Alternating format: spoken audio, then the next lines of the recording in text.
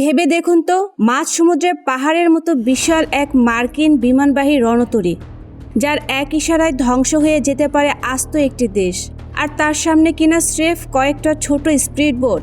আপনার মনে হতে পারে এ তো কামানের সামনে মশা, কিন্তু ভুল করবেন না, এই মশার কামড়েই নীল হয়ে যেতে পারে বিশ্বের সবচেয়ে শক্তিশালী নৌবাহিনী। ইরান জানে তারা শক্তিতে আমেরিকার সমান নয়, তাই তারা খেলছে এক মরণঘাতী খেলা। সামরিক ভাষায় একে অসম যুদ্ধ বলে। সহজ বাংলায়, দানবকে মারার জন্য দানব হওয়ার দরকার নেই, স্রেফ তার দুর্বল জায়গাটা চিনে নিলেই হয়। ইরান কিভাবে এই মরণ ফাঁদ পেতেছে, আজকে আমরা সেই গোপন কৌশলগুলো জানতে চেষ্টা করব। এরকম নিত্য নতুন ভিডিও পেতে আমাদের চ্যানেলটাকে সাবস্ক্রাইব করে রাখুন। দৃশ্যপট কল্পনা করুন, সাগরের শান্ত নীল জলরাশি, পাশ দিয়ে হেলে দুলে যাচ্ছে দুটো সাধারণ মালবাহী জাহাজ, ডেক ভর্তি কন্টেনার, যেন হাজারো পণ্যের আড়ত। মার্কিন রাডারও একে বেসামরিক বলে সবুজ সংকেত দিয়ে দিল। কিন্তু গণ্ডগোলটা ঠিক এখানেই। হঠাৎ একটি বোতাম চাপ পড়ল, আর চোখের পলকে কন্টেনারের ছাদ ছিঁড়ে বেরিয়ে এলো আস্ত এক ক্ষেপণাস্ত্র। কেউ বুঝে ওঠার আগে ইরানি প্রযুক্তিতে তৈরি এই শিপ কিলার মিসাইল আগুনের গোলা হয়ে ধেয়ে গেল মার্কিন রণতরীর দিকে। যাকে আপনি ভাবছিলেন নিরীহ সওদাগর, সে আসলে বুক পকেটে ছুরি লুকিয়ে রাখা এক পেশাদারি খুনি। মিসাইল তো কেবল শুরু, এরপর শুরু হয় আসল তাণ্ডব। এই পণ্যবাহী জাহাজের পেট থেকে যেন আগ্নেয়গিরির মতো বেরিয়ে আসে ঝাঁকে ঝাঁকে নিচু দিয়ে উড়ে আসা ড্রোন। রাডার তাদের খুঁজে পায় না, কিন্তু তারা ঠিকই খুঁজে নেয় লক্ষ্যবস্তু। একই সাথে চারপাশ থেকে ধেয়ে আসে শত শত দ্রুতগামী স্পিড বোট। একে বলা হয় সোয়ার্ম অ্যাটাক বা মৌমাছির ঝাঁক আক্রমণ। বিশাল মার্কিন জাহাজটি হয়তো একটা বা 10টা বোটকে ধ্বংস করবে, কিন্তু একসাথে যখন 100টা বোট মৌমাছির মতো চারপাশ থেকে কামড়াতে শুরু করবে, তখন ওই $1 বিলিয়ন রণতরী হয়ে উঠবে নিথর। ঠিক যেন এক পাশ থেকে বিষাক্ত কামড়ে ধরাশায়ী বিশাল এক হাতি। উপরের দৃশ্যটাই সব নয়, আসল আতঙ্ক লুকিয়ে আছে পানির গভীরে। সেখানে নিঃশব্দে শুয়ে আছে ইরানের ছোট ছোট সাবমেরিন। এগুলো আকারে এতই ছোট যে সমুদ্রের তলায় পাহাড় পর্বতের আড়ালে এদের খুঁজে পাওয়া অসম্ভব। এরা সাগরের নিচে নীরব ঘাতক হয়ে ওত পেতে থাকে। মার্কিন রণতরী যখন উপর দিয়ে যায়, তখন নিচ থেকে টর্পেডো ছুড়ে দিয়ে জাহাজের তলদেশ এফোর করে দেয়। ওপর থেকে ড্রোন, সামনে থেকে মিসাইল, আর নিচ থেকে সাবমেরিন, সব মিলিয়ে ইরান সমুদ্রকে বানিয়ে ফেলে এক গোলক ধাঁধা, যেখান থেকে ফেরা প্রায় অসম্ভব। পানির উপরের দৃশ্য তো কেবল হিমশৈলের চূড়া, আসল বিভীষিকা লুকিয়ে আছে সাগরের নীল অন্ধকারে। ইরানের এই ছোট ছোট সাবমেরিনগুলো এক একটি নিঃশব্দ ঘাতক।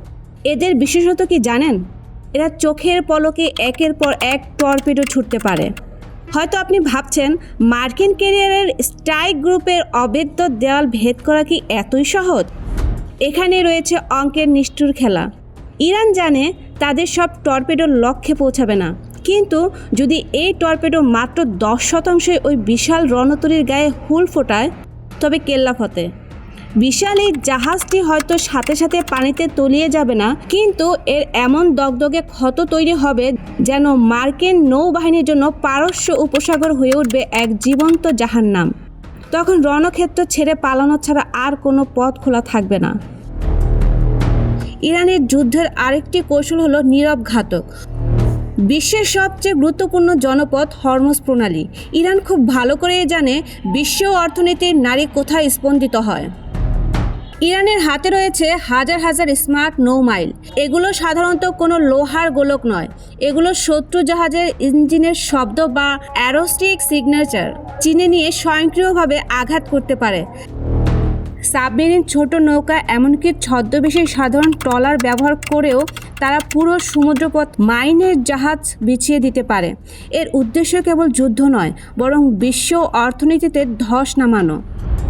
একবার যদি হরমুজ প্রণালীতে জাহাজ চলাচল বন্ধ হয়ে যায়, তবে বিশ্বজুড়ে তেলের দাম আকাশ ছোঁবে। ফলাফল, মার্কিন যুক্তরাষ্ট্র এবং তার মিত্রদের উপর নেমে আসবে এক চরম অর্থনৈতিক বিপর্যয়। তলোয়ার ছাড়াই ইরান এখানে জিতে যেতে পারে অর্ধেক যুদ্ধে।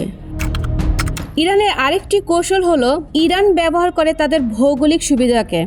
একে বলা হয় এক অঘোষিত কিল জোন বা হত্যার অঞ্চল। ইরানের দীর্ঘ উপরেখা পাহাড় আর পাথরের এলাকায় ঘেরা, যা মোবাইল মিসাইল লঞ্চারগুলোর জন্য এক চমৎকার প্রাকৃতিক দুর্গ। ইরান এখানে ব্যবহার করে শুট অ্যান্ড স্ক্রুট বা আঘাত করো এবং পালাও কৌশল। ট্রাকের উপর বসানো বিশাল সব ব্যালিস্টিক মিসাইল ব্যাটারি পাহাড়ের আড়াল থেকে হঠাৎ বেরিয়ে আসে। সেকেন্ডের মধ্যে ট্রিগার টিপে আগুনের গোলা ছুড়ে দিয়ে তারা আবার দ্রুত কোনো গোপন গুহায় গিয়ে আত্মগোপন করে। মার্কিন জাহাজগুলো বুঝে ওঠার আগেই সব শেষ। বিশাল এই উপসাগর তখন পরিণত হয় এক বিষাক্ত ফাঁদে, যেখানে মার্কিন রণতরীগুলোর মাথার উপর দিয়ে সবসময় আগুনের বৃষ্টি পড়ার হুমকি থাকে, কিন্তু পাল্টা আঘাত হানার জন্য কাউকে খুঁজে পাওয়া যায় না। সাগরের বুকে মার্কিনাদের জন্য তখন লুকানোর কোনো জায়গা অবশিষ্ট থাকে না। আকাশের দিকে তাকালে আপনিও হয়তো ভাবছেন মার্কিন এয়ার ডিফেন্স আপনাকে বাঁচিয়ে নেবে, কিন্তু ইরান এখন মধ্যপ্রাচ্যের ড্রোন পরাশক্তি। তাদের আরেকটি কৌশল হলো ড্রোনের এক মহাপ্রলয় ঘটানো। তারা কেবল নজরদারি করে না, বরং শয়ে শয়ে আত্মঘাতী ড্রোন বা ইউএভি লেলিয়ে দেয়। এদের লক্ষ্য কি জানেন? বিশাল জাহাজের রাডার ডিশ আর ফ্লাইট ডেক। এদের মূল মন্ত্র হলো আগে অন্ধ করো, তারপর ধ্বংস করো। ড্রোনের বিশাল ঢেউ যখন জাহাজের সেন্সরগুলোকে অকেজো করে দেয়, তখন সেই $বিলিয়ন রণতরী হয়ে পড়ে একখণ্ড ভাসমান লোহা। আর ঠিক তখনই শুরু হয় আসল মিসাইল হামলা। সবশেষে আসে সবচেয়ে বড় হুমকি। মার্কিন নৌবহর কিন্তু একা লড়াই করে না। তাদের শক্তির উৎস বাহরাইন বন্দর আর কাতারের বিমান ঘাঁটি। কিন্তু ইরান জানে হাতির পা কোথায় বাঁধতে হয়। মধ্যপ্রাচ্যের বৃহত্তম ব্যালিস্টিক মিসাইল ভান্ডার রয়েছে এখন ইরানের দখলে।